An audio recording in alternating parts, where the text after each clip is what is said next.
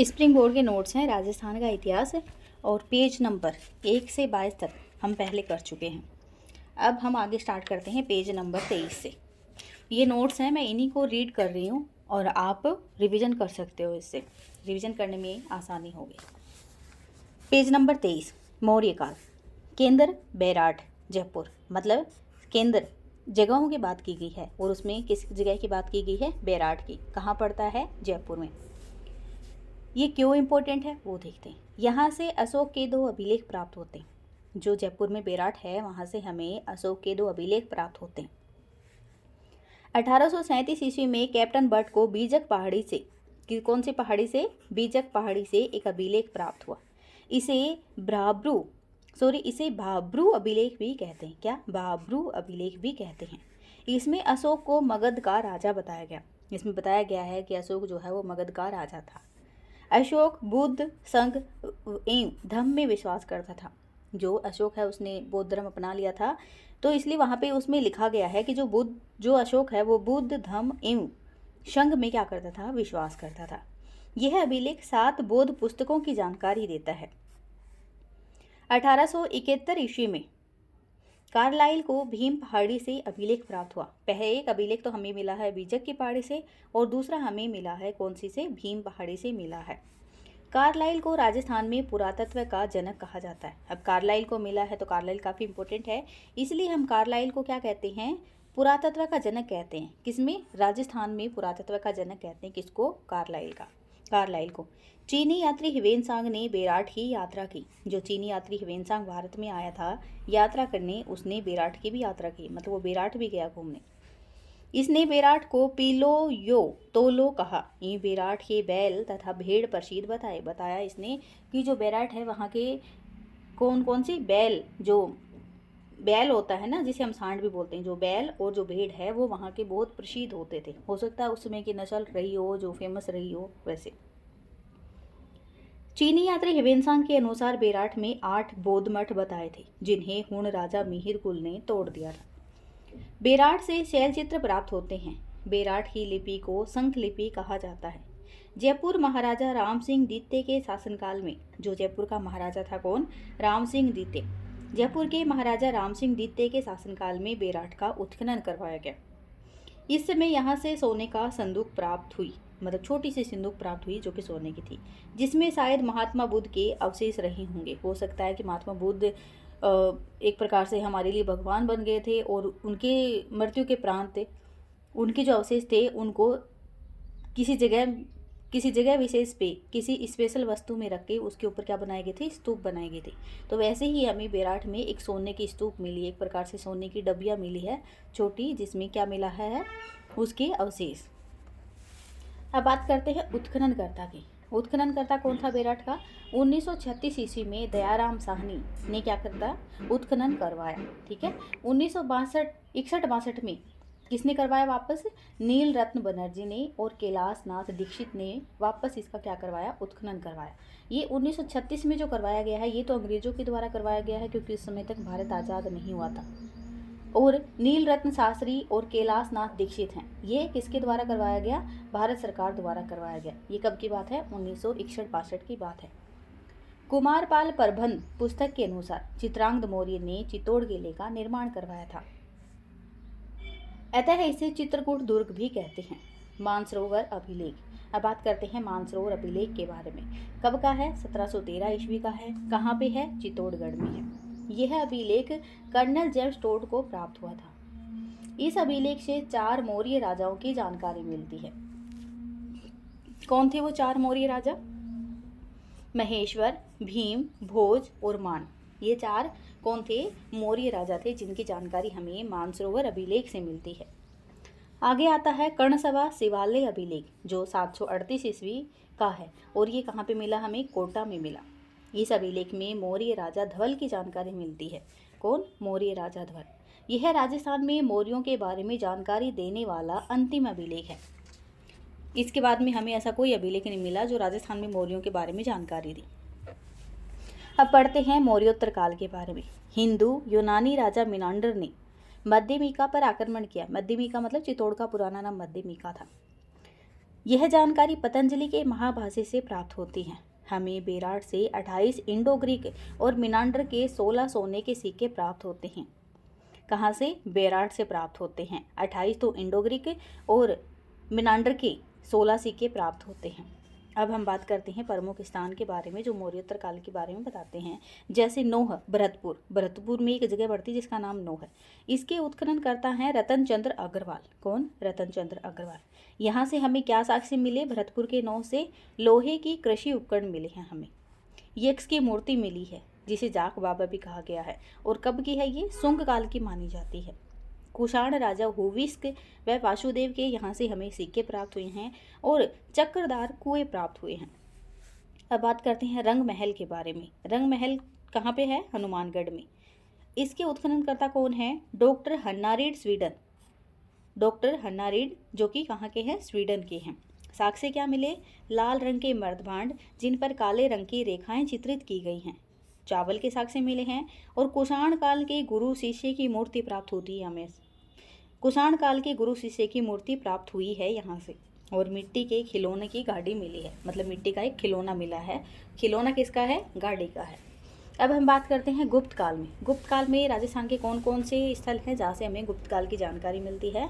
तो सबसे प्रमुख है बयाना जो कि भरतपुर में पड़ता है। समुद्रगुप्त ने यहाँ पर विजय स्तंभ का निर्माण करवाया था। यह राजस्थान का पहला विजय स्तंभ है। और एक और विजय स्तंभ है जो फेमस है, जिसका निर्माण किसने करवाया था? महाराणा कुंभा ने। वारिक वंश के विष्णुवर्धन ने यहाँ पर भीमलाट का निर्माण करवाया था। क्या था ये भीमलाट? एक स्तंभ था जिसपे कोई लेख वगैरह लिखे गए होंगे। नगला झील, भरतपुर में एक जगह पड़ती है नगला झील। जयपुर में मोरोली, अजमेर में आहेड़ा और टोंक में क्या है? रेड व सोयला नामक स्थान से गुप्त सिक्कों के ढेर प्राप्त हुए हैं। प्रतिहार राजा लक्ष्मण सेन की रानी चित्रलेखा ने यहाँ पर उषा मंदिर का निर्माण करवाया था। प्रतिहारों का जो शासन था तो प्रतिहार राजा कौन? लक्ष्मण सेन। उसकी रानी का नाम है चित्रलेखा और उसने यहाँ पे क्या बनवाया था? उषा मंदिर का निर्माण करवाया था। मध्यकाल में बयाना नील की खेती के लिए प्रसिद्ध था। मध्यकाल में जो नील की खेती होती थी तो जो बयाना नामक जगह है वहाँ पे नील की खेती खूब होती थी और वो नील की खेती के लिए प्रमुख स्थान माना गया। अब बात करते हैं बड़वा अभिलेख जो कि हमें 12 में मिलता है और ये 238 ईस्वी का है। इस अभिलेख से मोखरी वंश के महासेनापति बल की इस अभिलेख से मोखरी वंश के महासेनापति बल की जानकारी मिलती है। यहाँ से 4 स्तंभ प्राप्त हुए हैं तथा इनमें से 3 पर लेख लिखे गए हैं। तीसरे स्थान आता है जो हमें गुप्त काल के बारे में बताता है, वो है बाड़ोली जो कि चित्तौड़गढ़ में पड़ता है। हुण राजा मिहिर कुल ने यहाँ पर शिव मंदिर का निर्माण करवाया था। चौथा स्थान है चार चौमा जो कि कोटा में पड़ता है और यहाँ पर गुप्तकालीन शिव मंदिर का निर्माण करवाया गया था। गुप्तोत्तर काल, राजपूत काल, त्रिपक्षीय संघर्ष का काल, पूर्व मध्यकाल। भीनमाल जो कि जालोर में पड़ता है, यह है चावड़ा राजपूतों की राजधानी थी। चावड़ा राजाओं ने कवि माघ और ब्रह्मगुप्त को संरक्षण प्रदान किया था। किसको संरक्षण प्रदान किया था? तो कवि माघ को और ब्रह्मगुप्त को संरक्षण प्रदान किया था। किसने? चावड़ा राजपूतों ने। ये दोनों भीनमाल से संबंधित हैं। कवि माघ की पुस्तक शिशुपाल वध, कवि माघ जो है उनकी पुस्तक का नाम क्या है? शिशुपाल वध। उपमा कालिदासे भारवी अर्थ गोखम पद लालिवे दंडिन महादेशंती त्रो गुण। ये क्या है? श्लोक है। ब्रह्मगुप्त को भारत का न्यूटन कहा जाता है। ब्रह्मगुप्त की पुस्तकों की बात की जाए तो उसकी 2 पुस्तक हैं, एक है ब्रह्म स्फुट सिद्धांत और दूसरी है खंड खात। चावड़ा राजाओं के शासनकाल में ह्वेन सांग ने भीनमाल की यात्रा की तथा इसने भीनमाल को पीलोमोलो कहा। मतलब क्या कहा? किसने यात्रा की थी? ह्वेन ने की थी। जब भारत आया था तो उसने भीनमाल की भी यात्रा की थी। हम पीछे भी पढ़ के आए हैं कि उसने बेराट की भी यात्रा की थी और इसने भीनमाल को अलग नाम से पुकारा। क्या नाम था? पीलोमोलो कहा। बसंतगढ़ जो कि सिरोही में पड़ता है, बसंतगढ़ अभिलेख से चावड़ा राजाओं की जानकारी मिलती है। भीनमाल एक विद्या का केंद्र था। क्या था? भीनमाल एक विद्या का केंद्र था। कालांतर में प्रतिहारों ने भीनमाल पर अधिकार कर लिया। इसके उत्खननकर्ता कौन थे? रतन चंद्र अग्रवाल। कौन थे? रतन चंद्र अग्रवाल। साक्ष्य, साक्ष्यों के रूप में हमें वहाँ से क्या मिलता है? शक सिक्के मिलते हैं। रोमन एम्फोरा एक पात्र होता था, उसका नाम होता था, वो मिलता है। और यूनानी दो हत्थी सुराही, मतलब यूनान में जो एक सुराही मिलती थी, मतलब बनाई जाती थी, उसके दोनों तरफ हत्थे होते थे पकड़ने के लिए, तो दो हत्थी। बसंतगढ़ अभिलेख सिरोही में मिला है, 625 ईस्वी का है। यह अभिलेख खिमेल माता मंदिर से प्राप्त हुआ है। यह चावड़ा राजा वर्मलाद की जानकारी देता है। यह अभिलेख प्रशासनिक व्यवस्था या सामंती व्यवस्था की जानकारी देता है। इस समय रजिल आबू का सामंत था। इस अभिलेख में सर्वप्रथम राजस्थान शब्द का प्रयोग किया गया है। अन्य पुरातात्विक स्थलों की बात करते हैं। गणेश्वर, गणेश्वर कहाँ है? नीम का थाना जो है वहाँ पे। यह कांतली नदी के किनारे स्थित है और इसका उत्खनन आर.सी. अग्रवाल के द्वारा करवाया गया। इसे ताम्र युगीन सभ्यताओं की जननी कहा जाता है। क्यों? क्योंकि यहाँ से हमें तांबे की वस्तुएं बहुतायत मात्रा में मिली हैं, और जो तांबे की वस्तुएं मिली हैं उसमें भी तांबा जो है वो सर्वाधिक प्रतिशत में पाया गया है। ऐसा नहीं है कि 50% तांबा है, 50% कुछ और है। लगभग 90% से ज़्यादा यहाँ पे हमें तांबे की मात्रा मिली है उसमें। साक्ष्यों की बात की जाए तो तांबा, यहाँ से तांबा हड़प्पा और मोहनजोदड़ो को भेजा जाता था।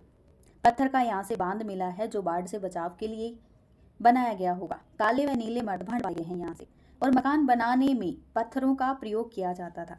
अब बात करते हैं सेकंड पुरातात्विक स्थल जो कि है रेड, जो टोंक में पड़ता है। रेड उत्खननकर्ता, उत्खननकर्ता कौन है? केदारनाथपुरी। साक्ष्य हैं जैसे लोहा मिला यहाँ से, इसलिए इसे प्राचीन भारत का टाटा नगर कहा जाता है। और लगभग 3000 सिक्के मिले हैं यहाँ से। मालव, मित्र, अपोलोडोटस, इंडो सेसेनियन आदि शासकों की क्या मिले? यहाँ पे लगभग 3000 सिक्के मिले हैं। पगड़ी पहनी हुई महिला की मूर्ति मिली है, मातृ देवी की मूर्ति मिली है, और चक्रदार कुएं मिले हैं। अगला स्थल है सुनारी। सुनारी है वो भी नीम के थाना में पड़ता है, और यह भी कांतली नदी के किनारे ही है जैसे कि गणेश्वर है। यह एक वैदिक कालीन बस्ती थी। साक्ष्यों की बात की जाए तो लोहे की भटियां मिली हैं यहाँ से। भारत के प्राचीनतम साक्ष्य मिलते हैं लोहे के। चावल मिले हैं, घोड़े से खींचे जाने वाले रथ मिले हैं, शंख की चूड़ियाँ मिली हैं। अगला स्थल आता है जोधपुरा। जोधपुरा कहाँ पड़ता है? धरतूल घाट की सभ्यता भी कहा जाता है जोधपुरा को। जयपुर जिले में साबी नदी के किनारे स्थित है। जोधपुरा है तो जोधपुर मत कर देना। जोधपुरा जो है, जोधपुरा सभ्यता वो हमें जयपुर से मिलती है। और कौन सी नदी के किनारे मिलती है? क्योंकि हर सभ्यता किसी न किसी नदी के किनारे मिलती है, तो ये साबी नदी के किनारे स्थित है। साक्ष्य की बात की जाए तो यहाँ से भी हमें लोहा मिला है। कुब्बड़ बैल की आकृति मिली, कुबड़ वाला जो बैल है उसकी क्या मिली? आकृति मिली है, और इसके उत्खननकर्ता कौन है? आर.सी. अग्रवाल। अब बात करते हैं आगे बरोर। बरोर श्री गंगानगर की प्राचीन सरस्वती नदी के किनारे स्थित है। साक्ष्यों की बात की जाए तो यहाँ से बटन के आकार की मोहरें मिली हैं, और 8000 लाजवर्द मन के प्राप्त हुए हैं। प्राक हड़प्पा व विकसित हड़प्पा के यहाँ से अवशेष मिले हैं, मतलब काफी लंबे समय तक ये स्थल था, ये विद्यमान था। तो यहाँ से हमें प्राक हड़प्पा के भी साक्ष्य मिले हैं और विकसित हड़प्पा के भी साक्ष्य मिले हैं। आगे आता है इसवाल जो कि उदयपुर में पड़ता है। प्राचीन काल में इसे औद्योगिक नगरी कहा जाता था। साक्ष्यों की बात की जाए तो यहाँ से हमें लोहा मिला है, ऊंट के दांत मिले हैं। 7 नंबर पे है कुराड़ा जो कि नागौर में मिला है। साक्ष्यों की बात की जाए तो यहाँ से खेती के औजार मिले हैं, इसे औजारों की नगरी कहते हैं। 8वें नंबर पे है नलियासर।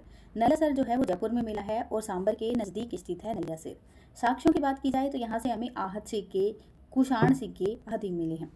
9वें नंबर पे आता एलाना जो कि जोधपुर में है। ये काफ़ी नाम ही है, इनमें कुछ खास चीज़ें मिली नहीं है। जैसे 10वें पे आता है किराडोत, 11वें पे आता है चौथवाड़ी, और 12वें पे आता है नंदलालपुरा, और ये तीनों के तीनों स्थल जयपुर में। मला है जो कि भरतपुर में है, एलाना जो कि जालौर में है, और पिंड पांडलिया जो कि चित्तौड़ में है, और झाड़ोल जो कि उदयपुर में है। अब हम एक नए टॉपिक की शुरुआत करते हैं जिसका नाम है राजस्थान का इतिहास। जॉर्ज थॉमस आयरलैंड का रहने वाला था। कहाँ का रहने वाला था? आयरलैंड का। मराठों का भाड़ाइती सेनापति था जॉर्ज थॉमस। इसने उदयपुर, जयपुर तथा बीकानेर पर आक्रमण किया था। मराठों का भाड़ाइती सेनापति था तो मतलब मराठों के साथ आक्रमण करेगा। तो मराठों ने अगर उदयपुर पे आक्रमण किया तो उसमें जॉर्ज थॉमस भी आया होगा, जयपुर में भी आया होगा वो लड़ने, और बीकानेर में भी आया होगा।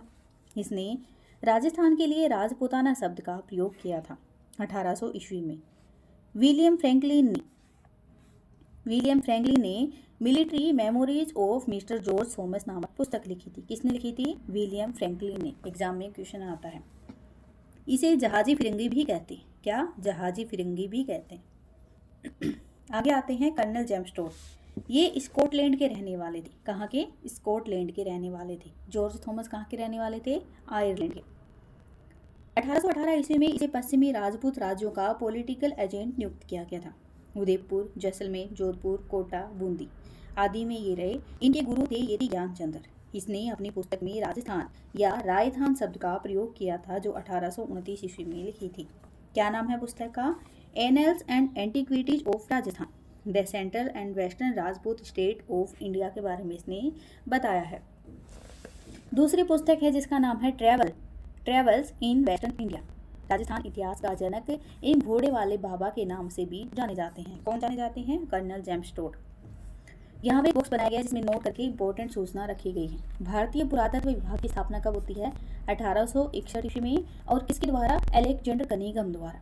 और राजस्थान पुरातात्विक सर्वेक्षण सर्वप्रथम 1871 ईस्वी में। और किसके द्वारा? कार्लाइल के द्वारा। किसके द्वारा? कार्लाइल को। इसीलिए कार्लाइल को राजस्थान का पुरातत्व का जनक कहा जाता है। मध्यकालीन राजस्थान का इतिहास, इसमें प्रमुख राजवंश बताए गए हैं। कौन कौन से हैं? चौहान, परमार, प्रतिहार, गुहिल या सिसोदिया, मतलब गुहिल और सिसोदिया एक ही है, मतलब एक ही शाखा से निकलते हैं, आगे जाके डिवाइड हो जाते, राठौड़ और कछवाहा। चौहानों का इतिहास देखते हैं। सर्वप्रथम हम उत्पत्ति की बात करते हैं। इनकी उत्पत्ति अग्निवंश से बताई, मतलब अग्निकुंड से बताई जाती है, इसलिए इनको अग्निवंशी भी कहा जाता है। अग्निकुंड का सिद्धांत, चंद्रबरदाई की पुस्तक पृथ्वीराज रासो के अनुसार ऋषि वशिष्ठ के आबू पर्वत पर यज्ञ की अग्निकुंड से 4 राजपूत जातियां उत्पन्न हुई। कौन कौन सी? चौहान, चालुके, परमार और प्रतिहार। ये 4 क्या? राजपूत जातियां उत्पन्न हुई। कालांतर में मोहनोत, नैणसी तथा सूर्यमल मिश्र ने भी इस सिद्धांत को स्वीकार किया। सूर्यवंशी, पृथ्वीराज विजय, हमीर महाकाव्य, मतलब इनको सूर्यवंशी किसने बताया है? तो पृथ्वीराज विजय, हमीर महाकाव्य, हमीर रासो, विग्रह राज चतुर्थ का अजमेर अभिलेख, गौरी शंकर हीराचंद ओझा और सूर्जन चरित्र और चौहान प्रशस्ति, ये सब जो हैं इनमें इनको क्या बताया गया है? सूर्यवंशी बताया गया है। और अग्निकुंड का सिद्धांत है वो इनको क्या बताता है? अग्निवंशी बताता है। चंद्रवंशी कौन बताता है इनको? कैसे पता चलेगा कि चंद्रवंशी हैं? तो हाँसी अभिलेख, हरियाणा के हाँसी में एक अभिलेख मिला है जो 1167 ईस्वी का है। इस अभिलेख में चौहानों को क्या बताया है? चंद्रवंशी बताया गया है। और अचलेश्वर मंदिर अभिलेख जो है उसमें भी इनको चंद्रवंशी बताया गया। अब बात करते हैं ब्राह्मण की। इनको ब्राह्मण कहाँ और कब बताया गया है? तो बिजोलिया अभिलेख जो कि भीलवाड़ा में मिलता है उसमें इनको ब्राह्मण बताया गया। कौन सा ब्राह्मण? वत्स गोत्रीय ब्राह्मण बताया गया। चंद्रावती अभिलेख सिरोही में मिला है, उसमें भी इनको ब्राह्मण बताया गया है। कायम रासो एक किताब है, उसमें इनको ब्राह्मण बताया गया है। और दशरथ शर्मा जो हैं उन्होंने भी इनको ब्राह्मण बताया है। और गोपीनाथ शर्मा जो हैं वो भी इनको क्या मानते हैं? ब्राह्मण मानते हैं। किनको? चौहानों को। अब बात करते हैं विदेशी की। इनको विदेशी भी माना गया है, कुछ लोग इनको विदेशी भी मानते हैं। तो जैसे कर्नल जेम्स टोड है वो बोलते हैं कि जो ये चौहान थे ये क्या थे? विदेशी थे। जो शक और सीथियन आए थे उन्हीं के आने वाली पीढ़ियों में क्या निकलते हैं? ये चौहान निकलते हैं। विलियम क्रुक है वो भी इनको विदेशी मानता है। और स्मिथ जो है वो भी क्या मानता है? इनको विदेशी मानता है। इंद्र के वंशज की बात करते हैं कि इनको इंद्र का वंशज कौन मानता है? तो रायपाल का सेवाड़ी अभिलेख जो पाली में मिला है उसके आधार पर इनको इंद्र का वंशज माना गया। अब हम बात करते हैं बिजोलिया अभिलेख के बारे में कि क्या है, कहाँ से मिला और उसमें हमें क्या जानकारी मिलती है। बिजोलिया अभिलेख 1170 ईस्वी का है और भीलवाड़ा में मिला है। दिगंबर जैन लोलाक ने पार्श्वनाथ मंदिर में यह अभिलेख लगवाया था। इस लेख के अनुसार चौहान वत्स गोत्रीय ब्राह्मण हैं। वासुदेव ने सांबर झील का निर्माण करवाया था। जो वासुदेव हैं चौहानों के जो एक शासक हैं उन्होंने सांबर झील का निर्माण करवाया था 551 ईस्वी में। विग्रह राज चतुर्थ ने दिल्ली पर विजय प्राप्त की। जो विग्रह राज चतुर्थ है उन्होंने दिल्ली पर विजय प्राप्त की। यह अभिलेख सोमेश्वर के समय लगवाया गया। सोमेश्वर ने मंदिर को रेवणा नामक गांव दान में दिया था। जो सोमेश्वर है ने मंदिर को रेवणा नामक गांव दान में दिया।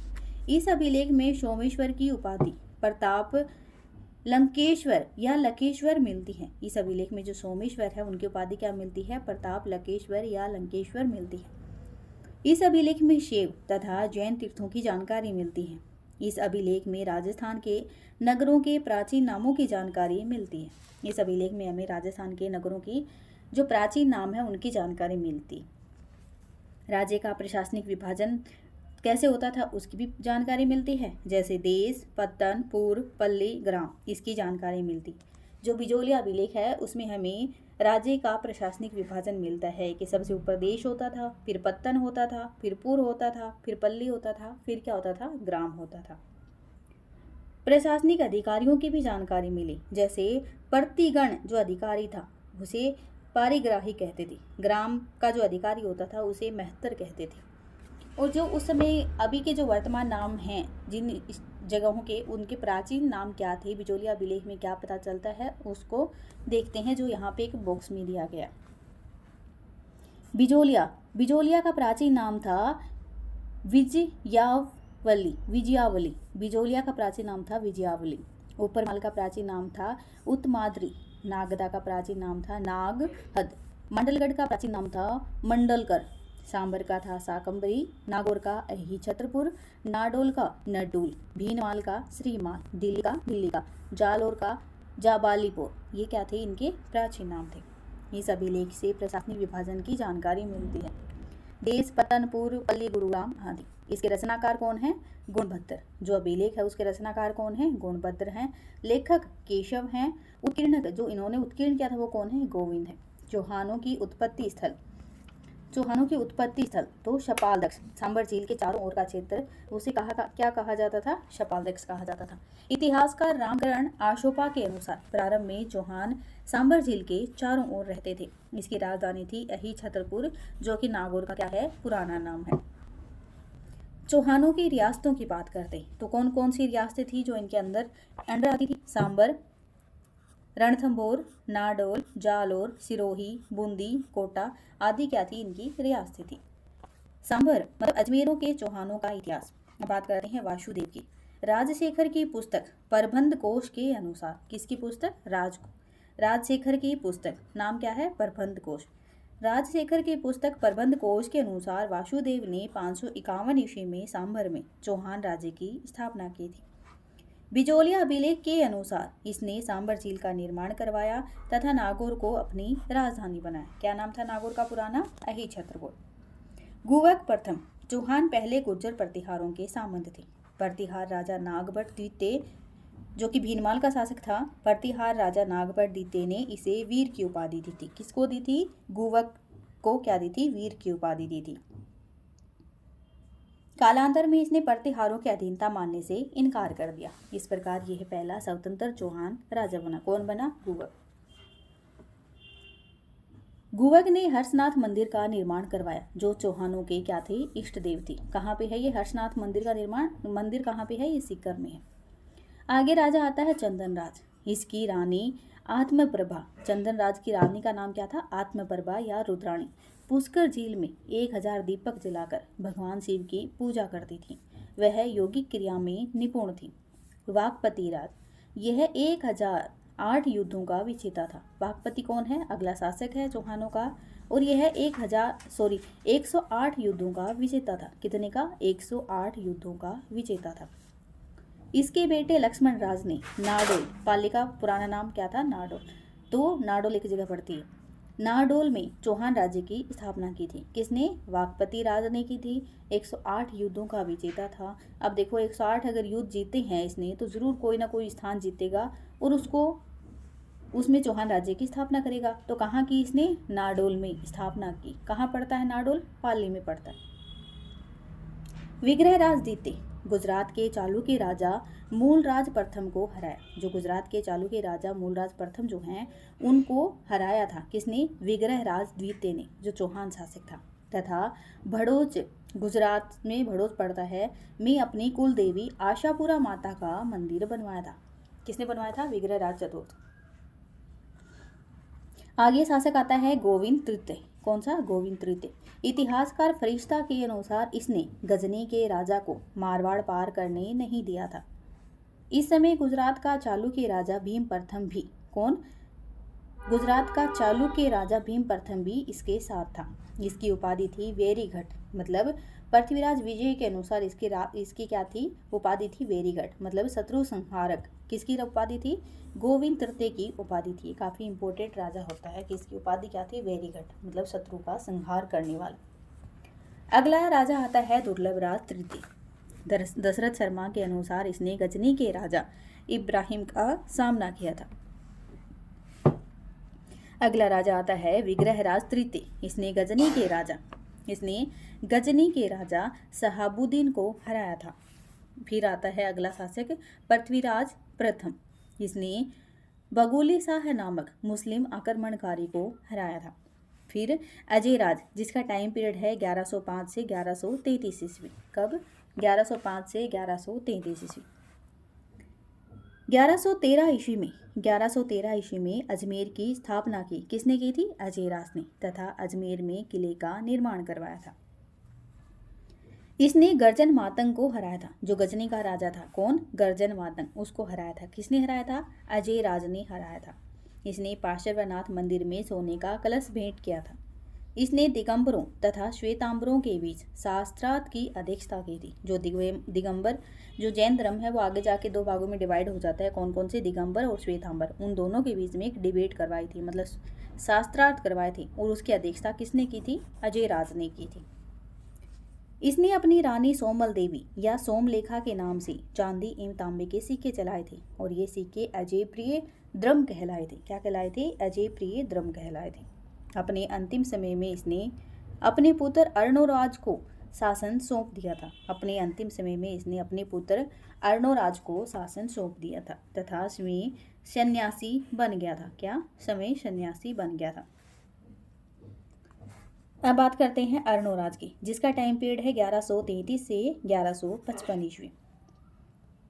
1135 ईस्वी में इसने तुर्कों को हराया था, तथा युद्ध स्थल पर आना सागर झील का निर्माण करवाया था। 1135 ईस्वी में इसने तुर्कों को हराया तथा युद्ध स्थल पर आना झील का निर्माण करवाया था।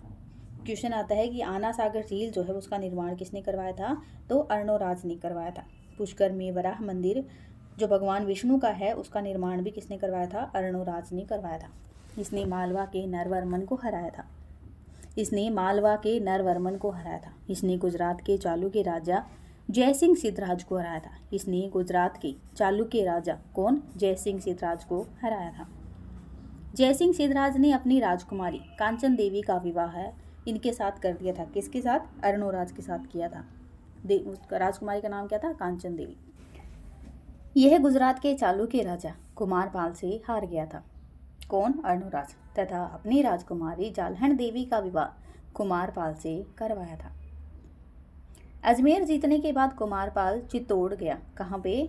अजमेर जीतने के बाद जो कुमारपाल है वो चित्तौड़ गया। इस युद्ध का वर्णन प्रबंध चिंतामणि व प्रबंध कोश में मिलता है। दो पुस्तकें हैं जिसमें इस युद्ध का वर्णन मिलता है। क्या नाम उनका? प्रबंध चिंतामणि व प्रबंध कोश। इसने खरतरगच्छ, मतलब जैन, इसने खरतरगच्छ संप्रदाय को भूमि अनुदान में दी थी। किसने दी थी? अर्णोराज ने। इसके दरबारी विद्वान थे। कौन थे? देवघोष व धर्मघोष। दो इसके दरबारी विद्वान थे, देवघोष व धर्मघोष। इसकी हत्या इसके बेटे जगदेव ने कर दी थी। किसने? जगदेव ने कर दी थी। हमारा पर्पस रिवीजन करना है। अब बात करते हैं अर्णोराज के बारे में, जिसके बारे में अभी तक हम पढ़ रहे हैं। अर्णोराज की दो रानियां थी। कौन कौन सी? एक रानी तो थी शुद्धवा और एक रानी थी कांचन देवी। एक रानी कांचन देवी और दूसरी शुद्धवा। और इन दोनों रानियों से इनके कितने बेटे थे उनकी बात करते हैं। शुद्धवा से इनके बेटे हैं जगदेव, विग्रहराज चतुर्थ, पृथ्वीराज द्वितीय, अपरगांगे, नागार्जुन। और कांचन देवी है, उनसे जो इनके पुत्र हैं वो हैं सोमेश्वर, पृथ्वीराज तृतीय, हरिराज और गोविंदराज। ये क्या है? इनके पुत्र जो हैं उनके नाम बताए हैं कि कौन कौन सी रानी से कौन कौन से पुत्र इनके थे। अब बात करते हैं जगदेव। इसके भाई विग्रहराज चतुर्थ ने इसे हटा दिया था। जो जगदेव है और राजा बनता है, और उसके भाई विग्रहराज चतुर्थ ने क्या किया? इसे हटा दिया था। अब राजा बनता है विग्रहराज चतुर्थ। और विग्रहराज चतुर्थ वो कौन सी रानी से पैदा हुआ था? वो शुद्धवा रानी जो है उनसे प्राप्त हुआ था उनको। विग्रहराज चतुर्थ जो है ये 1158 ईस्वी से 1163 ईस्वी तक शासन करते हैं। दशरथ शर्मा के अनुसार इसका शासनकाल अजमेर के चौहानों का स्वर्ण काल था, क्योंकि इन्होंने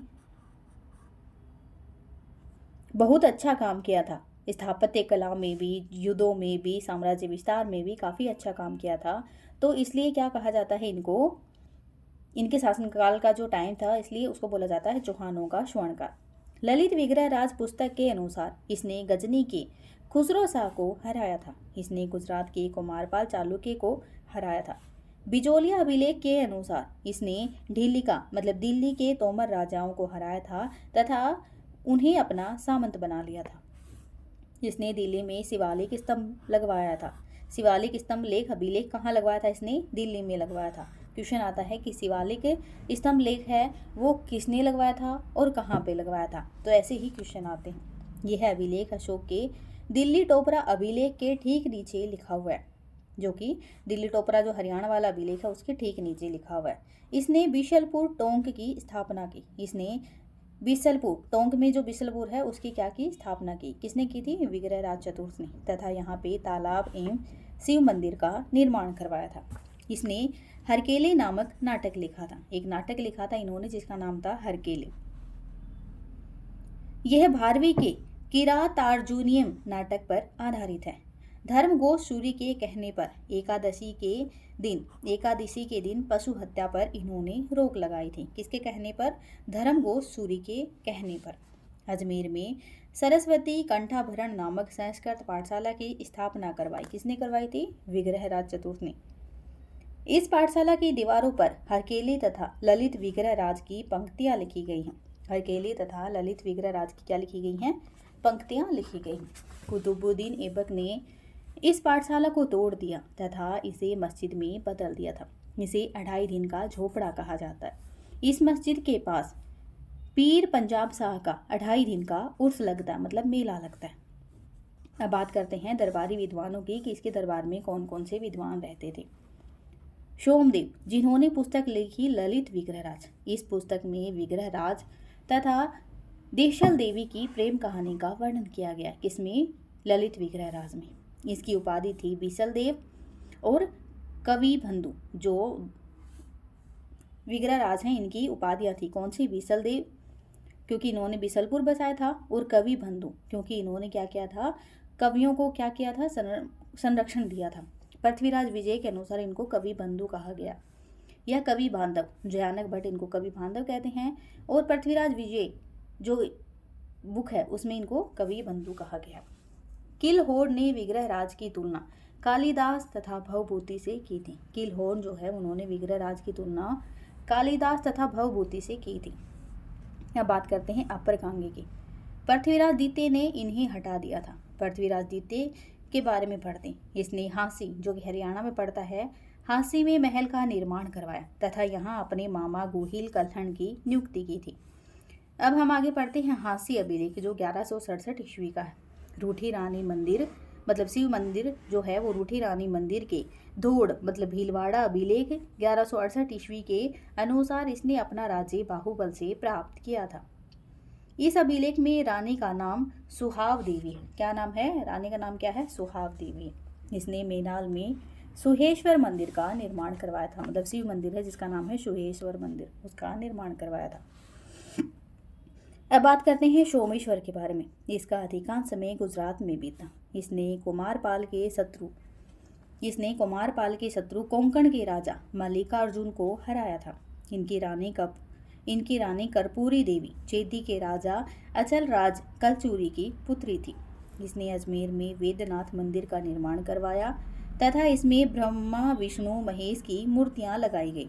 इसने अजमेर में अपनी तथा अपने पिता अर्णोराज की मूर्तियां लगाई। इसने अजमेर में अपनी तथा अपने पिता अर्णोराज की मूर्तियां लगाई थी। इनकी उपाधि थी प्रताप लंकेश्वर। क्या थी? प्रताप लंकेश्वर। इसके शासनकाल में बिजोलिया अभिलेख लगवाया गया था। अब हम पढ़ते हैं जो कि सबसे फेमस राजा है जिनका नाम है पृथ्वीराज तृतीय, जिनका टाइम पीरियड है 1177 से 1192 ईस्वी। इनके पिता का नाम सोमेश्वर है, माता का नाम कर्पूरी देवी जो कि इनकी संरक्षिका थी। यह 11 वर्ष की उम्र में राजा बने। इनके प्रमुख मंत्रियों की बात की जाए तो कदमवास, भुवनमल, स्कंद, वामना, सोट आदि क्या थे? इनके प्रमुख मंत्री थे। इसने अपने चचेरे भाइयों नागार्जुन तथा अपर गंगे के विद्रोह को दबाया था। नागार्जुन ने गुरुग्राम मतलब हरियाणा का एक जगह नागार्जुन ने गुरुग्राम को अपना मुख्य केंद्र बना रखा था। 1182 ईस्वी में मथुरा, अलवर तथा भरतपुर क्षेत्रों में भंडानक जनजाति के विद्रोह को दबाया था। किसने? पृथ्वीराज तृतीय ने। यह जानकारी जिनपति शूरी की पुस्तकों से हमें प्राप्त होती है। भंडानक जनजाति पंजाब के सतलज क्षेत्र से आकर गुरुग्राम, हिसार क्षेत्रों में रहने लगी थी। महोबा का युद्ध होता है। महोबा का युद्ध, जिसे तुमुल का युद्ध भी कहा जाता है, कब होता है? 1182 ईस्वी में होता है। और किसके बीच में होता है? परमार्दी देव चंदेल और पृथ्वीराज तृतीय के बीच में होता है। और ये परमार्दी देव चंदेल हैं, ये कहाँ के शासक थे? मध्य प्रदेश के महोबा के शासक थे। कारण क्या था युद्ध का? परमार्दी देव चंदेल ने पृथ्वीराज तृतीय के घायल सैनिकों को मरवा दिया था। युद्ध में पृथ्वीराज तृतीय की जीत हुई तथा उसने पुंजवन राय को महोबा का शासक बनाया। परमार्दी देव के सेनापति आल्हा और उदल थे, जो कि इतिहास में इनका बहुत नाम है। अब आगे होता है नागौर का युद्ध, जो कि 1184 ईस्वी में होता है। ये किसके बीच में होता है? पृथ्वीराज तृतीय और भीमदित्य के बीच में होता है। भीमदित्य कौन है? चालुक्य राजा है और गुजरात का है। कारण क्या था युद्ध का? दोनों अपने साम्राज्य का विस्तार करना चाहते थे। चौहानों तथा चालुक्यों में लंबे समय से दुश्मनी चली आ रही थी। दोनों आबू की परमार राजकुमारी इच्छिनी देवी से विवाह करना चाहते थे, लेकिन पृथ्वीराज ने इससे विवाह कर लिया था। जगदेव प्रतिहार ने इन दोनों के बीच संधि करवा दी थी। जगदेव प्रतिहार कौन था? ये जो भीमदित्य है उसका क्या था? सेनापति था। चौहान गहड़वाल विवाद। पृथ्वीराज तृतीय वर्सेस जयचंद, जो कि कन्नौज का राजा था। चौहान गहड़वाल विवाद जो था उसका कारण क्या था? कारण था दिल्ली का उत्तराधिकार। दिल्ली के उत्तराधिकार को लेकर दोनों में विवाद था। और जयचंद पृथ्वीराज के खिलाफ परमार्दी देव की सहायता कर रहा था। जो जयचंद जो है वो पृथ्वीराज के खिलाफ परमार्दी देव, जो कि चंदेल शासक है, उसकी क्या कर रहा था? सहायता कर रहा था। परमार्दी देव चंदेल से ही फिर इसका क्या होता है? महोबा का युद्ध होता है। पृथ्वीराज ने जयचंद की बेटी संयोगिता का अपहरण कर उससे विवाह कर लिया था। ये 3 प्रमुख कारण बताए गए हैं जो विवाद के कारण थे। किसके बीच में? पृथ्वीराज तृतीय और जयचंद के बीच में। दशरथ शर्मा ने इस प्रेम कहानी को ऐतिहासिक तथ्य के रूप में स्वीकार किया है। द अर्ली चौहान डायनेस्टी जो इनकी किताब है, उससे हमें पता चलता है कि जो दशरथ शर्मा है उन्होंने इस प्रेम कहानी को ऐतिहासिक तथ्य के रूप में स्वीकार किया है कि हाँ ऐसा हुआ होगा या हुआ था। अब बात करते हैं हम त्राइन का प्रथम युद्ध, जो 1191 ईस्वी में हुआ था। और कहाँ हुआ था? हरियाणा में। पृथ्वीराज तृतीय वर्सेज गोरी, जो कि गजनी का शासक था। युद्ध के क्या कारण थे? गोरी ने तबर हिंद, बटिंडा का जो पुराना नाम है, गोरी ने तबर हिंद पर अधिकार कर लिया था। चौहानों तथा गजनी के राजाओं में लंबे समय से दुश्मनी चली आ रही थी। पृथ्वीराज तृतीय युद्ध जीत गया तथा जियाउद्दीन को गिरफ्तार कर लिया गया।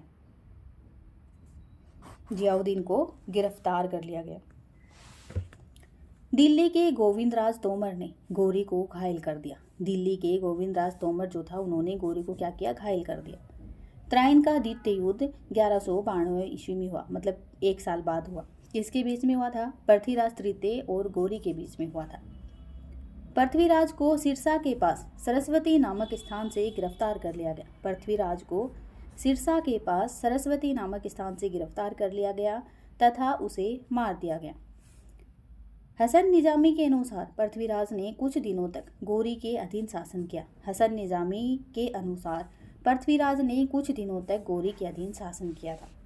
निजामी की पुस्तक ताज उल मासिद, हसन निजामी की जो पुस्तक है वो कौन सी है? ताज उल मासिद। अब हम पढ़ते हैं पृथ्वीराज चौहान जो त्राइन का द्वितीय युद्ध है उसमें हार जाते हैं, तो क्या कारण रहे होंगे कि वो हार गए? पृथ्वीराज चौहान के पड़ोसी राज्यों के साथ मतभेद थे, अतः किसी भी राजा ने गोरी के खिलाफ उसकी सहायता नहीं की। त्राइन के प्रथम युद्ध के बाद पृथ्वीराज ने गोरी को युद्ध की तैयारी के लिए पर्याप्त समय दिया था। त्राइन के दूसरे युद्ध में पृथ्वीराज की सेना गोरी के मुकाबले कम थी तथा इसके अधिकतर सेनापति अन्य सीमाओं पर व्यस्त थे। गोरी एक अच्छा सेनापति था तथा उसने अपनी कूटनीति से पृथ्वीराज को हरा दिया था। तुर्क सेना ने घोड़ों का प्रयोग किया जबकि राजपूतों ने हाथियों का प्रयोग किया। तुर्कों ने राजपूतों की अपेक्षा हल्के हथियारों का प्रयोग किया। त्राइन युद्ध का महत्व, मतलब त्राइन का युद्ध हो जाता है, हार जाते हैं तो उसके क्या प्रभाव पड़ते हैं वो देखते हैं। पृथ्वीराज की हार के बाद गौरी के उत्तराधिकारियों के लिए भारत में राज करना आसान हो गया था। यहीं से तुर्की शासन की नींव भारत में पड़ी। राजपूतों की उभरती हुई राजनीतिक महत्वाकांक्षाएं समाप्त हो गई तथा पृथ्वीराज के बाद कोई भी राजपूत राजा दिल्ली पर अधिकार नहीं कर पाया। त्राइन के दूसरे युद्ध के बाद भारत में विदेशी शासन का सिलसिला प्रारंभ हो जाता है जो 1947 ईस्वी तक चलता रहा। तुर्क शासन की स्थापना के कारण भारतीय कला एवं संस्कृति पर कई सकारात्मक एवं नकारात्मक प्रभाव देखे गए। सबसे पहले हम देखते हैं सकारात्मक प्रभाव कि क्या सकारात्मक प्रभाव पड़े। भारत में इंडो इस्लामिक नामक साझी संस्कृति का उदय हुआ जिसके प्रभाव स्थापत्य कला, साहित्य, संगीत, चित्रकला आदि पर दिखाई देते। भारत में सूफी तथा भक्ति आंदोलन प्रारंभ हुए। अब बात करते हैं नकारात्मक प्रभावों की कि क्या नकारात्मक प्रभाव पड़े।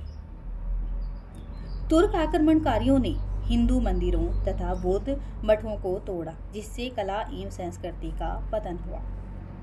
1200 ईस्वी के बाद बौद्ध संस्कृति भारत से लगभग समाप्त हो गई। तुर्कों ने विद्या केंद्रों को नष्ट कर दिया जिससे शिक्षा व्यवस्था का पतन हुआ। पृथ्वीराज की सांस्कृतिक उपलब्धियां, कला एवं संस्कृति विभाग की स्थापना की। इसके मंत्री थे पद्मनाभ। कौन थे? पद्मनाभ। पिथौरागढ़ किला, दिल्ली में जो एक किला था जिसका नाम पिथौरागढ़, उसका क्या करवाया था? निर्माण करवाया गया था। इसके शासनकाल में काफ़ी दरबारी विद्वान थे। पृथ्वीराज तृतीय के शासनकाल में कौन कौन थे?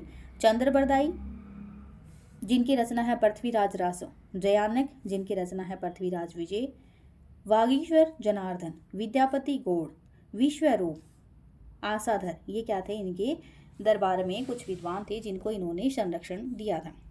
पृथ्वीराज की कुछ उपाधियां भी थी, जैसे इन्होंने एक किला बनवाया था पिथौरागढ़, इसलिए इनकी उपाधि थी राय पिथौरा। अगली उपाधि थी इनकी दलपुंगल। दो इनकी प्रमुख उपाधियां थी। पृथ्वीराज चौहान का मूल्यांकन देखते हैं। पृथ्वीराज पर अपरिपक्व सेनापति तथा अदूरदर्शी राजा होने का आरोप लगाया जाता है, लेकिन यह आरोप सही नहीं है।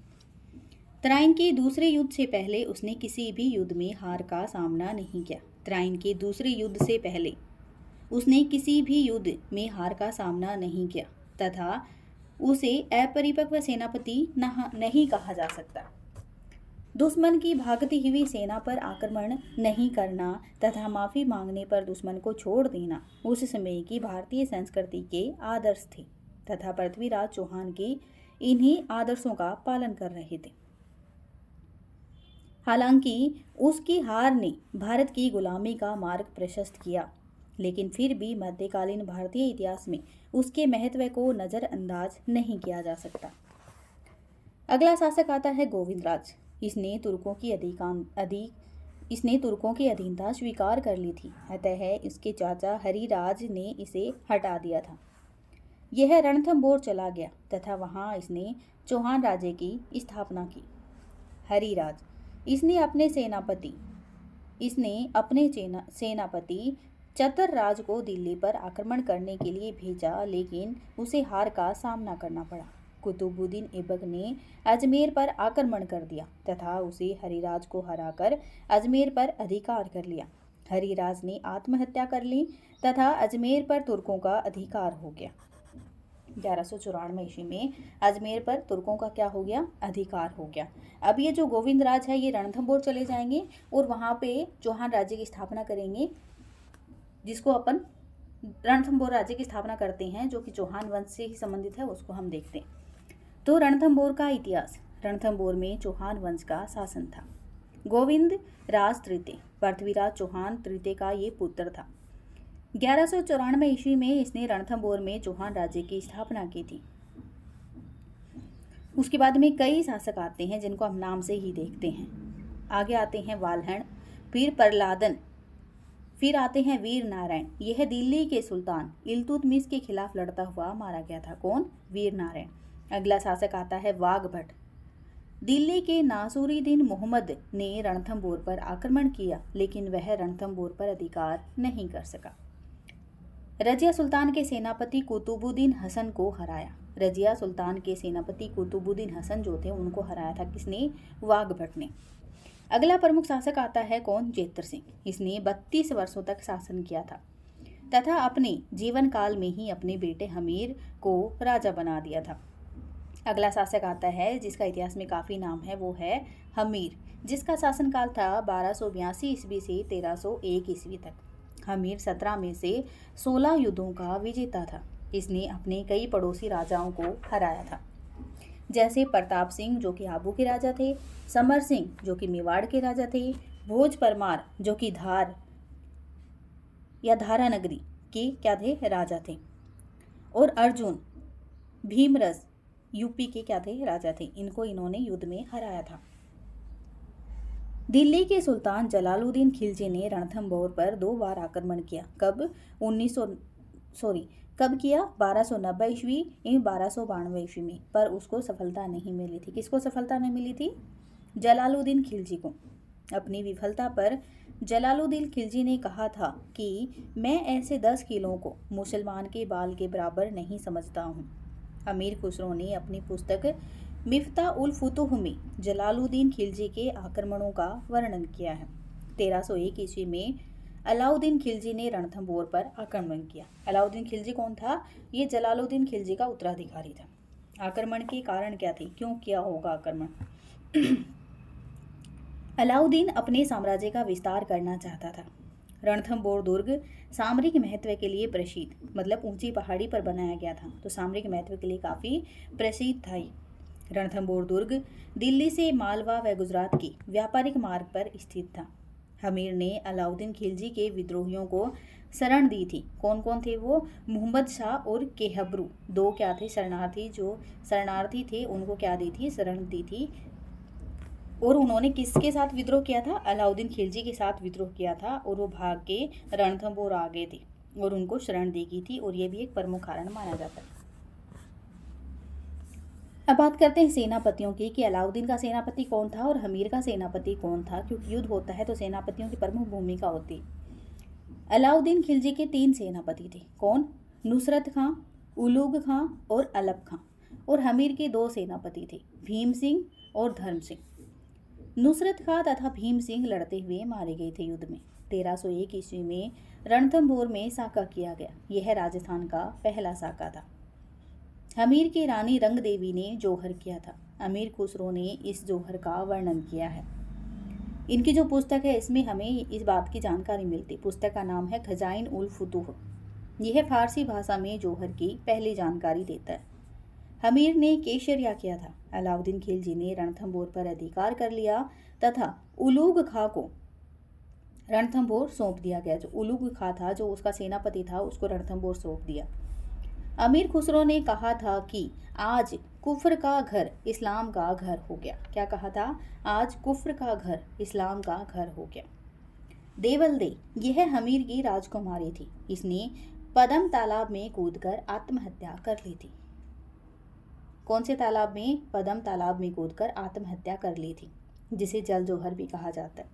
रणमल एवं रतिपाल दोनों ने हमीर के साथ विश्वासघात किया था। अब हम देखते हैं हमीर की सांस्कृतिक उपलब्धियां। हमीर ने श्रृंगार हार नामक पुस्तक लिखी थी। हमीर भी अच्छा राइटर था, तो इसने क्या लिखी थी? श्रृंगार हार नामक पुस्तक लिखी थी। हमीर ने कोटि यज्ञ का आयोजन करवाया था। हमीर ने कोटि यज्ञ का आयोजन करवाया था। और इनके जो पुरोहित हैं उसका नाम है विश्वरूप। यज्ञ करवाया था, तो यज्ञ एक पुरोहित करवाता है, तो उस पुरोहित का नाम है विश्वरूप। अपने पिता जेतर सिंह के 32 वर्षों के शासनकाल की याद में हमीर ने रणथंभौर में 32 खंभों की छतरी का निर्माण करवाया था। इनके दरबारी विद्वानों की बात की जाए तो इनके 2 दरबारी विद्वान थे। कौन कौन थे? राघव देव जो कि हमीर के गुरु थे, और बीजादित्य। कौन कौन थे? राघव देव और बीजादित्य इनके दरबारी विद्वान थे। किसके? हमीर के। अब हम हमीर का मूल्यांकन करते हैं। हमीर पर कर बढ़ाने तथा हट के लिए युद्ध करने का आरोप लगाया जाता है, लेकिन उसे इन आरोपों से मुक्त किया जा सकता है। कर उस समय बढ़ाए गए थे जिस समय युद्ध चल रहा था तथा युद्ध के लिए अधिक धन की आवश्यकता थी, और ऐसा सभी राजाओं द्वारा किया जाता था, तथा हमीर ने युद्ध से पहले कभी कर नहीं बढ़ाए थे। शरणागत की रक्षा करना उस समय की भारतीय संस्कृति का आदर्श था तथा हमीर इसी आदर्श का पालन कर रहा था। उसकी बहादुरी तथा शरणागत की रक्षा के लिए सब कुछ न्योछावर कर देने की भावना न केवल अविस्मरणीय है बल्कि उसे पहली पंक्ति में खड़ा कर देती है। किसी कवि ने हमीर के बारे में ठीक कहा है, सिंह गमन सतपुरुष वचन, कदली फले एक बार, तिरिया तेल हमीर हट चढ़े न दूजी बार। अब बात करते हैं हमीर से संबंधित पुस्तकों के बारे में। कौन कौन सी पुस्तकें हैं हमीर से संबंधित? काफ़ी पुस्तकें लिखी गई, जैसे नयन चंद्र सूरी, इनकी पुस्तक का नाम है हमीर महाकाव्य। सारंगधर की पुस्तक है हमीर रासो। जोधराज की पुस्तक है हमीर रासो। दो पुस्तक हैं जो हमीर रासो के नाम से लिखी गई हैं। चंद्रशेखर की पुस्तक है हमीर हट। अमृत केशाल की पुस्तक है हमीर भंदन। भांडव व्यास की पुस्तक है हमीर नारायण, और महेश की पुस्तक है हमीर रासो। तो 7 राइटर हैं जिन्होंने हमीर के ऊपर पुस्तकें लिखी हैं। अब हम बात करते हैं इनके एक अलग ब्रांच के बारे में। कहाँ की है वो? नाडोल की। जो नाडोल कहाँ पड़ता है? पाली में। तो उसके बारे में देखते हैं। यहाँ पे चौहान वंश का शासन था। कहाँ पे? पाली के नाडोल में। यहाँ का शासक था लक्ष्मण राज। इसका पिता था वाकपति राज, जो सांबर से संबंधित था। 960 ईस्वी में इसने नाडोल में चौहान राज्य की स्थापना की। कुलदेवी कौन थी इनकी? आशापुरा माता का मंदिर बनवाया था इन्होंने अपनी कुलदेवी का। कुलदेवी कौन थी? आशापुरा माता। अगला शासक आता है केलहन।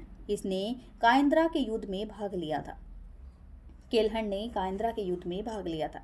अपनी राजकुमारी गीगा देवी व श्रृंगार देवी का विवाह आबू के धारावर्ष परमार के साथ किया था। अपनी राजकुमारी गीगा देवी व श्रृंगार देवी का विवाह आबू के धारावर्ष परमार के साथ किया था। किसने? केलहन ने। इनके छोटे भाई कीर्तिपाल ने जालोर में चौहान राज्य की स्थापना की थी। अब बात करते हैं बूंदी का इतिहास। बूंदी में भी चौहानों का शासन था। बूंदी में चौहान वंश की हाड़ा शाखा का शासन था। पहले बूंदी पर मीणा राजाओं का अधिकार था। बूंदा मीणा के नाम पर इसका नाम बूंदी पड़ा। रणकपुर पाली में एक जगह पड़ती। रणकपुर अभिलेख में बूंदी का नाम वृंदावती दिया गया है। क्या दिया गया है? वृंदावती दिया गया। शासक का नाम है देवा। 1241 ईस्वी में इसने जेता मीणा को हराया तथा बूंदी में चौहान वंश की हाड़ा शाखा का शासन प्रारंभ किया। जेतर सिंह 1274 ईस्वी में इसने कोटा को जीतकर बूंदी में मिला लिया था। किसने? जेतर सिंह ने। अगला शासक आता है बरसिंह। 1334 ईस्वी में इसने बूंदी में तारागढ़ किले का निर्माण करवाया था। किसने करवाया था तारागढ़ किले का निर्माण? बरसिंह ने। किस वंश का शासक था? चौहान वंश का। यह किला अपने भित्ति चित्रों के लिए प्रसिद्ध है। अगला शासक आता है सुरजन। 1569 ईस्वी में अकबर ने रणथंभौर पर आक्रमण किया। इस समय सुरजन अकबर से संधि कर लेता है। इसमें आमेर के भगवंत दास की मुख्य भूमिका थी। इसने द्वारिका में रणछोड़ मंदिर का निर्माण करवाया। और दरबारी विद्वान कौन थे? चंद्रशेखर, और उनकी पुस्तक है हमीर हट सुरजन चरित। चंद्रशेखर, इसकी 2 पुस्तकें हैं, हमीर हट और सुरजन चरित। अगला शासक आता है इसमें बुद्ध सिंह। इनकी पुस्तक है नेहतंग। क्या है? नेहतरंग। अब बात करते हैं बूंदी का उत्तराधिकारी संघर्ष। अब बूंदी में क्या होता है? उत्तराधिकार से संबंधित क्या आएगा? संघर्ष आएगा। बुद्ध सिंह के 2 पुत्र थे। कौन? दलेल सिंह, जो कि उसका दत्तक पुत्र था, और उमेद सिंह, वो उसका खुद का पुत्र था। उन दोनों के मध्य क्या होता है? उत्तराधिकार का संघर्ष होता है। सवाई जयसिंह ने दलेल सिंह का समर्थन किया था। सवाई जयसिंह जो जयपुर का शासक है, उन्होंने दलेल सिंह का समर्थन किया। मराठों ने उमेद सिंह का पक्ष लिया। बूंदी राजस्थान की पहली रियासत थी जिसमें मराठों ने हस्तक्षेप किया। आंतरिक राजनीति में मराठों ने हस्तक्षेप किया था। कहाँ पे? बूंदी में। अमर कंवर यह सवाई जयसिंह की बहन थी। क्या थी? अमर कंवर जो है ये सवाई जयसिंह की बहन तथा बुद्ध सिंह की रानी थी। इसने उमेद सिंह के पक्ष में मराठा सेनापति मल्हार राव होलकर को बुलाया था। इसने उमेद सिंह के पक्ष में मराठा सेनापति मल्हार राव होलकर को बुलाया था। कृष्णा कंवर कौन थी? सवाई जयसिंह की बेटी थी और दलेल सिंह की रानी थी। विष्णु सिंह, अगला शासक कौन आता है? विष्णु सिंह। 1818 ईस्वी में यह अंग्रेजों से संधि कर लेता है। अब हम आगे पढ़ते हैं कोटा का इतिहास। चौहानों की ब्रांच से काफी जगह फैली हुई थी। कोटा में चौहान वंश की हाड़ा शाखा का शासन था। शासक का नाम है माधो सिंह। यह बूंदी के राजा रतन सिंह का पुत्र था। 1631 ईस्वी में मुगल बादशाह शाहजहां ने बूंदी रियासत का विभाजन कर दिया तथा माधो सिंह को कोटा का स्वतंत्र राजा बना दिया। मध्य एशियाई अभियान की सफलता के बाद शाहजहां ने इसे बाद रफ्तार नामक घोड़ा भेंट किया था। मुगल बादशाह जहांगीर ने बूंदी के राजा रतन सिंह को रामराज तथा शरबुलंद राय की उपाधि दी थी। अगला शासक आता है मुकुंद सिंह। इसने कोटा में अबली मेणी का महल बनवाया था। यह धर्मत के युद्ध में लड़ता हुआ मारा गया। अगला शासक है भीम सिंह। यह वल्लभ संप्रदाय का अनुयायी था। इसने श्वें का नाम बदलकर कृष्णदास कर दिया था। इसने कोटा का नाम बदलकर नंदग्राम तथा शेरगढ़ बारा का नाम बरसाना कर दिया था। इसने बारा में सांवरिया जी का मंदिर निर्माण करवाया। मुगल बादशाह फर्रुखशीर के कहने पर इसने बूंदी पर आक्रमण किया तथा बूंदी के राजा बुद्ध सिंह को हराया था। इसने बूंदी का नाम बदलकर फर्रुखाबाद कर दिया था। यह बूंदी के किले में कड़क बिजली तथा धूल धाची नामक तोपें उठाकर ले गया था। अगला शासक आता है उमेद सिंह। 1817 ईस्वी में यह अंग्रेजों के साथ संधि कर लेता है। फरवरी 1818 ईस्वी में अंग्रेजों ने कोटा रियासत के साथ पूरक संधि की थी। पूरक संधि की कुछ शर्तें रखी गई थी। जालिम सिंह झाला व उसके वंशज हमेशा कोटा के दीवान रहेंगे। कोटा की सारी शक्तियां दीवान को दे दी जाएंगी।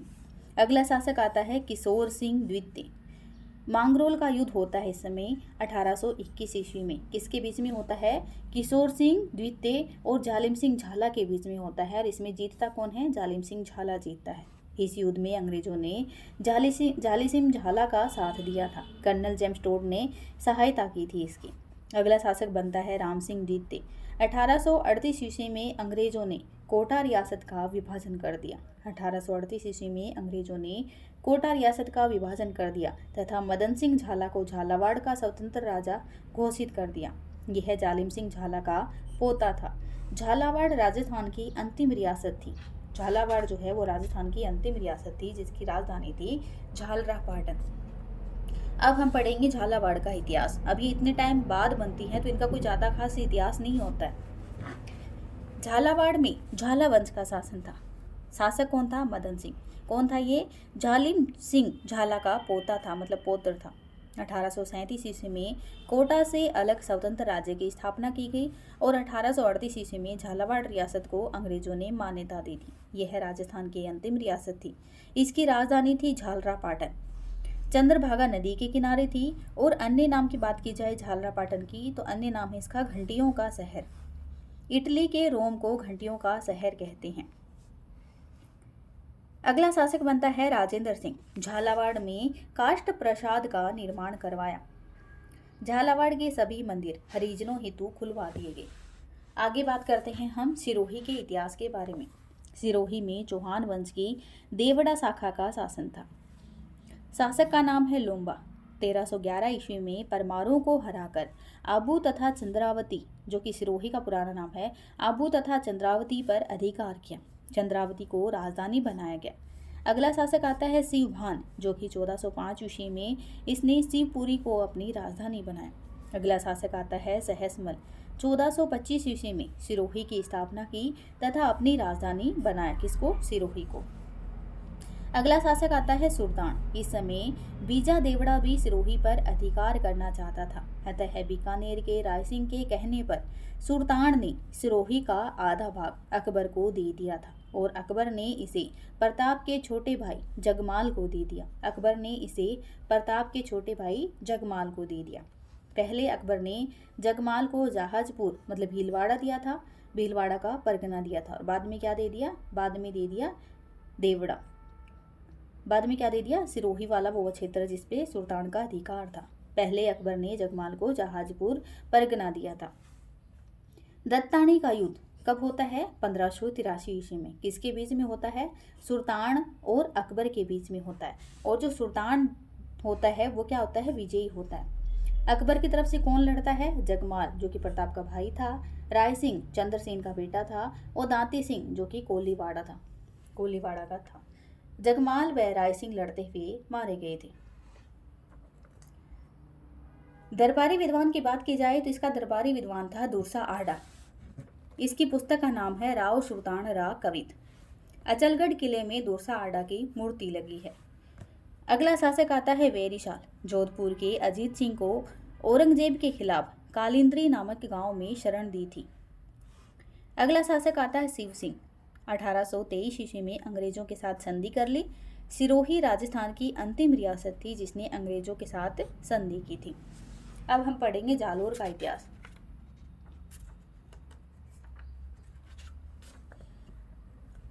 जालोर का इतिहास। जाबाली ऋषि के कारण जालोर को जाबालीपुर कहा जाता है। जाबालीपुर बिजोलिया प्रशस्ति में है। जाल के पेड़ों की अधिकता के कारण इसका नाम जालोर पड़ा। जालोर का किला सोनगिरी पहाड़ी पर स्थित है और जालोर के किले को सुवर्णगिरी, सोनगढ़, कांचनगिरी भी कहते हैं। अतः जालोर के चौहान सोनगरा चौहान कहलाते हैं। शासक का नाम है कीर्तिपाल। नाडोल का शासक केल्हण का छोटा भाई, इसने काइंद्रा युद्ध में भाग लिया था। 1179 ईस्वी में मेवाड़ के सामंत सिंह को हराया था। 1181 ईस्वी में कुंतपाल परमार को हराकर इसने जालोर में चौहान वंश की सोनगरा शाखा स्थापित की थी। सुंदा अभिलेख में कीर्तिपाल को राजशेखर कहा गया था। मुहणोद नैणसी रेख्यात के अनुसार कीतु एक महान राजा था। कीतु मतलब कीर्तिपाल। अब बात करते हैं समर सिंह की, जो कि अगला शासक है। इसने जालोर में परकोटा, शस्त्रागार व कोषागार बनवाया। अपनी राजकुमारी लीला देवी का विवाह गुजरात के चालुक्य राजा भीमदित्य से किया। अगला शासक बनता है उदय सिंह। इल्तुतमिश से मंडोर मतलब जोधपुर तथा नाडोल मतलब पाली छीन लिए थे। किसने? उदय सिंह ने। किससे छीने थे? इल्तुतमिश से। इसने गुजरात के लवण प्रसाद को हराया था। चाचिक देव, इसकी उपाधि थी महाराजा धीराज। यह नासिरुद्दीन मोहम्मद तथा बलबन का समकालीन था, लेकिन ये दोनों जालोर पर आक्रमण करने का साहस नहीं जुटा पाए। अगला शासक आता है सामंत सिंह। 1291 ईस्वी में जलालुद्दीन खिलजी ने जालोर पर आक्रमण किया। जलालुद्दीन सांचौर तक पहुंच गया था, लेकिन सामंत सिंह ने शारंगदेव बाघेला की सहायता से इसे रोक दिया था।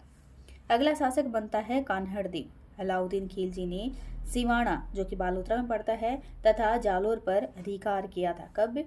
1311 ईस्वी में। कब किया था? 1311 ईस्वी में बालोतरा वाले सिवाना पे और जालोर पे आक्रमण किया था। किसने? अलाउद्दीन खिलजी ने। क्या कारण था? क्यों किया था आक्रमण?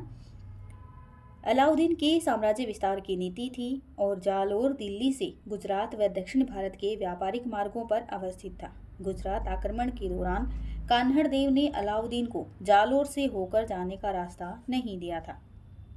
गुजरात अभियान से लौटते समय अलाउद्दीन की सेना पर इसके सेनापति जेता देवड़ा ने आक्रमण कर दिया एवं सोमनाथ मंदिर के शिवलिंग के टुकड़े छीन लिए थे। फरिश्ता के अनुसार 1305 ईस्वी में आइन उल मुल्क मुल्तानी ने जालोर पर आक्रमण कर कान्हड़ देव को दिल्ली ले जाया गया संधि के लिए, लेकिन वहां उसने अलाउद्दीन की युद्ध को चुनौती को स्वीकार कर लिया, मतलब संधि नहीं की। नैणसी के अनुसार आक्रमण का कारण अलाउद्दीन की पुत्री फिरोजा का वीरमदेव के प्रति आकर्षण था। फिरोजा की धाई माँ कौन थी? गुल विहित थी। और फिरोजा क्या हुई थी, बाद में सती हो गई थी। अलाउद्दीन का सिवाना पर आक्रमण कब, 1308 ईस्वी में। सिवाना को जालोर की चाबी कहा जाता था। इस समय सिवाना का किला कान्हड़ देव के भतीजे सातल एवं सोम के पास था। एक घायल सैनिक ने विश्वासघात किया। 1308 ईस्वी में सातल एवं सोम के नेतृत्व में सिवाना का प्रथम साका हुआ। अलाउद्दीन ने सिवाना पर अधिकार कर इसका नाम खेराबाद रखा और कमालुद्दीन बुर्ग को सौंप दिया।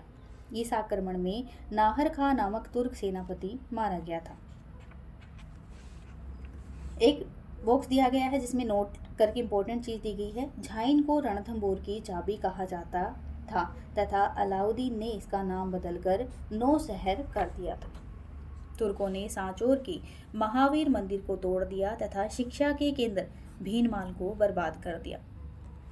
मालकाना का युद्ध नागौर, इसमें कान्हड़ देव ने तुर्कों को हराया तथा तुर्क सेनापति शम्स खां को गिरफ्तार कर लिया। अलाउद्दीन का जालोर पर आक्रमण कब, 1311 ईस्वी में। बीका दहिया ने कान्हड़ देव के साथ विश्वासघात किया। बीका दहिया को उसकी पत्नी हीरा दे ने मार दिया। 1311 ईस्वी में कान्हड़ देव तथा वीरम देव के नेतृत्व में जालोर में साका किया गया। अलाउद्दीन ने यहाँ अलाई मस्जिद का निर्माण करवाया। पद्मनाभ राइटर हैं जिनकी बुक का नाम है कान्हड़ देव प्रबंध और वीरम देव सोनगरारी बात। क्या, वीरम देव सोनगरारी बात। Thank you so much.